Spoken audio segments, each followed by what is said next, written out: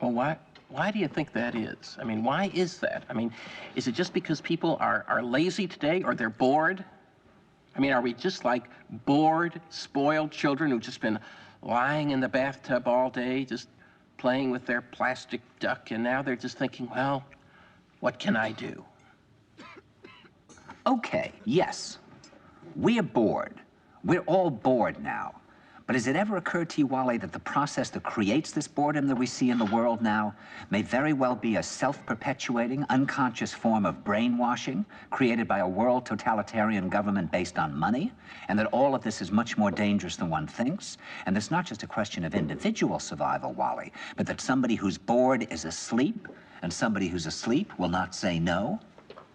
See, I keep meeting these people. I mean, just a few days ago, I met this man whom I greatly admire. He's a Swedish physicist, Gustav Bjornstrand, and he told me that he no longer watches television, he doesn't read newspapers, and he doesn't read magazines. He's completely cut them out of his life because he really does feel that we're living in some kind of Orwellian nightmare now, and that everything that you hear now contributes to turning you into a robot. And when I was at Findhorn, I met this extraordinary English tree expert who had devoted his life to saving trees. Just got back from Washington, lobbying to save the redwoods. He's 84 years old, and he always travels with a backpack because he never knows where he's going to be tomorrow. And when I met him at Findhorn, he said to me, "Where are you from?" And I said, "New York." He said, "Ah, New York, yes, that's a very interesting place. Do you know a lot of New Yorkers who keep talking about the fact that they want to leave but never do?" And I said, "Oh, yes." And he said, "Why do you think they don't leave?"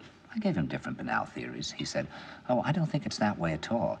He said, "I think that New York is the new model for the new concentration camp, where the camp has been built by the inmates themselves, and the inmates are the guards, and they have this pride in this thing they've built. They've built their own prison, and so they exist in a state of schizophrenia, where they are both guards and prisoners, and as a result, they no longer have, having been lobotomized, the capacity to leave the prison they've made, or to even see it as a prison."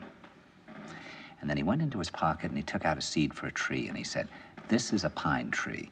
He put it in my hand and he said, "Escape before it's too late." See, actually for 2 or 3 years now, Chiquita and I have had this very unpleasant feeling that we really should get out.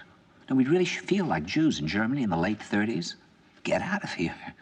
Of course, the problem is where to go, because it seems quite obvious that the whole world is going in the same direction. See, I think it's quite possible that the 1960s represented the last burst of the human being before he was extinguished, and that this is the beginning of the rest of the future now, and that from now on there'll simply be all these robots walking around, feeling nothing, thinking nothing, and there'll be nobody left almost to remind them that there once was a species called a human being, with feelings and thoughts, and that history and memory are right now being erased, and soon nobody will really remember that life existed on the planet. Now, of course, Bjornstrand feels that there's really almost no hope, and that we're probably going back to a very savage, lawless, terrifying period. Findhorn people see it a little differently.